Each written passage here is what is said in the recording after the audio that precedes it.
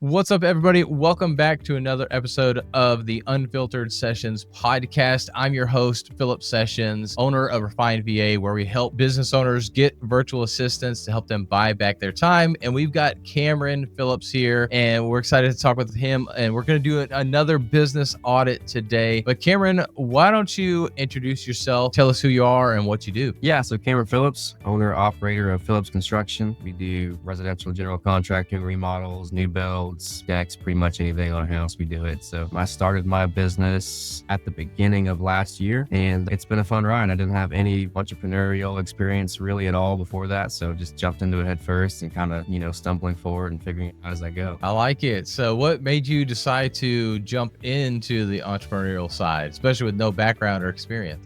Kind of always knew that I would end up working for myself at some point. I didn't necessarily know what the timeline on that would look like, but the way it worked out, the guy that I was working for, I was in the same industry. I was just working for it, and he basically just ran out of work. And I was just doing side work to stay busy, and I didn't know when I was going to have work with him again, so I just kept doing side work to stay busy. And now here we are, a year and a half later, still doing side work, I guess, but that's kind of how it shook out. Well, that's awesome. So, a year and a half in, so is it still you, or you got people on your team, subs? What does that look like? Yeah, so I've got one guy who's full-time, and he's on the job production guy, and other than that, it's just subs that are in and out depending on how much work I have going on. So at the most, I might have a crew of like a half dozen guys, but I don't have that much work consistently to have that, those guys full time. And then that's all on the production side. So as far as all the background stuff, all the business stuff, that's all me. Okay. Yeah. Understandable. You and one other guy, definitely tough to have everybody doing everything. And that's the thing, as a business owner, we're stuck kind of doing everything and get people in here and there. So what's the plans for like the future for you? Where do you see the business growing to, let's say in the next like 3 to 5 years? Well,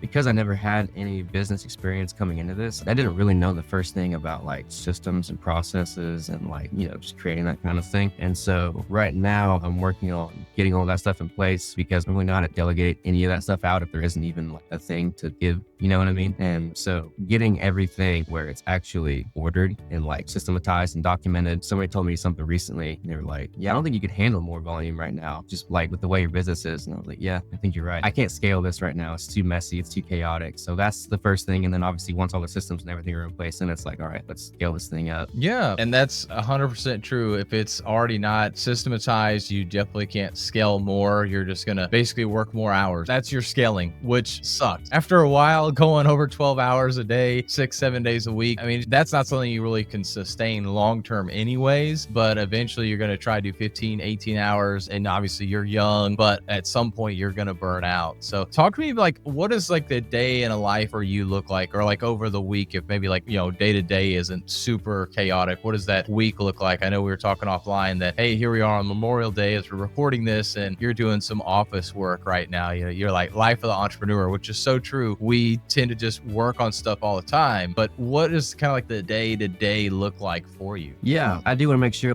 I don't see that like anyway either. Like, obviously I chose this, like this is the life that I've chosen. So I'm happy to be here and grateful. But a typical day in the life looks like getting up. The one guy that works for me full time, he's pretty new, he's pretty green. So he still needs, sort of a foreman on site to keep him organized. So let's say from when I get up to like 5 o'clock in the afternoon, I'm on jobs. I'm being the job foreman, basically, crew chief, and, Monday through Friday. And then after that, come home, lift, whatever. And then I do all the office stuff until I go to bed, basically. Bookkeeping and strategizing and writing out my processes, whatever, using ChatGPT as my consultant or whatever I'm doing, office stuff, emails, all that stuff. That's the 5 to 9 or whatever. So that's pretty much a typical day. Yeah. So, just to play a little fun here, if you could just wave a wand to get rid of one of those things, either being the foreman or working on the back office admin stuff, or the strategy would you like to get rid of first? Definitely the first thing I really want to outsource is everything on the accounting side. So whether you want to sort of broadly put that under like operations or however you want to do that, but the accounting and bookkeeping is by far my least favorite and therefore the most neglected part of my business. And that's definitely caused me to sort of shoot myself in the foot in the past. So that's the first thing that needs to get outsourced, I would say. And then once that's done, yeah, definitely like having a crew chief or whatever, where I have like basically an extra 40, 50 hours a week now that I can work on the business, instead of just being stuck in it for all that time every week. Yeah, I completely get that. So let's talk about the SOP. So you're talking about, you're using ChatGPT, which is awesome to help copyright those. But the thing that I see with a lot of business owners is, yes, you should have some kind of systems in place, but you don't need to have every single thing in place in order to delegate work to somebody or outsource it, whatever that may look like. Because a lot of times, especially let's say like the accounting, you can get an accountant, they should have an understanding of it, especially if they're in the trades industry. They're not, let's say, in the financial industry or manufacturing industry. They should be able to have some kind of idea of how your business runs, and then they could pinpoint, hey, I need this, this, this, and this from you. And then you start to create a system through that. Okay, they're always asking for these things. Here's a system that I need to create to collect this information. Is that something that you've thought about, or like, are you trying to like full out build out these SOPs before you outsource that or get somebody else on board to do that? I don't necessarily feel like I need to get 100% rigorous with every single detail of everything before I hand it off. It depends on what it is. Like with the accounting stuff, for example, like obviously I'm not an accountant, I'm not a bookkeeper, but like I've talked to people who are accountants and they work with,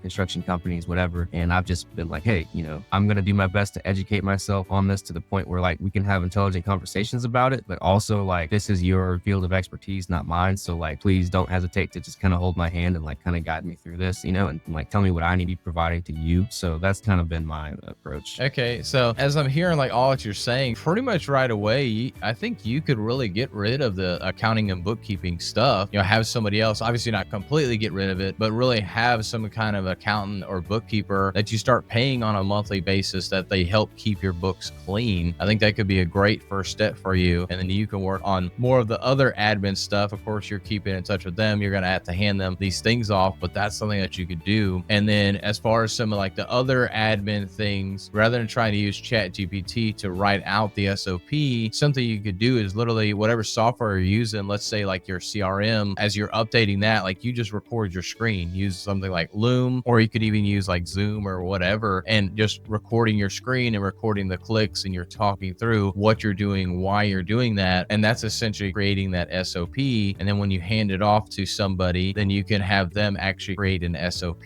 out of that, or even take the transcript if you don't want to hire somebody out yet and put that into ChatGPT. Hey, ChatGPT, here's a recording of me. And it may be really rough because it's just like, hey, click here, click there, and you forget to like really describe what that is. So you may have to go and massage some of that, but that might help out a little bit more versus you trying to do it from memory or talking to ChatGPT about what it is particularly that you want to create an SOP for. Totally. Yeah, that makes good sense. Yeah. Okay. And then I'm also thinking about for the foreman side, I think that's something, and I've done this with my team as well. I've challenged them a little bit more on this because what tends to happen is they want to wait for you to tell them what to do. And obviously, it's on the job site. There's things that you've got to make sure that are done right and done safely and everything. So keeping that in mind, what are some things that you can push back towards your guy that's doing that work that doesn't have to be you making that decision, that doesn't have to be you physically being there on site? I bet there's some more things that he could do. He probably just doesn't feel comfortable with that. It's much like having a coach. You're coaching them. You are their coach. So you're trying to build up their competence and helping them understand how to make the right decision. So let's say, they ask about like, hey, where should we get supplies from? And of course, don't be annoying. Be like, I don't know. Where do you think we should get supplies? Be like, okay, well, cool.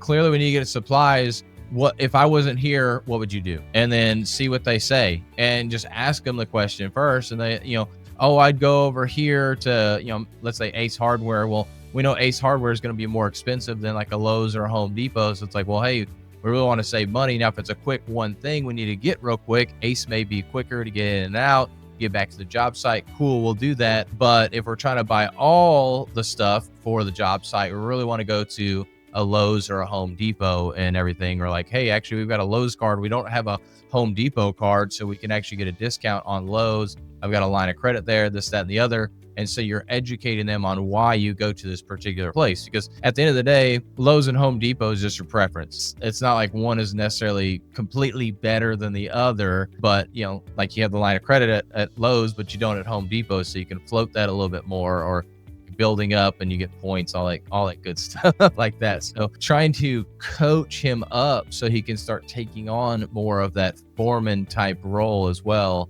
At the end of the day, you're still in charge, but the more you can get him to start taking initiative and building up his confidence, the more you're going to be able to stay out of the field as much. So then you can get the back office stuff done either there in the truck a little bit more there. That way you're still on site, but you're able to not physically be out there working, or you're taking a lot of that time away from the 5 to 9 hours of doing that admin stuff. 100%.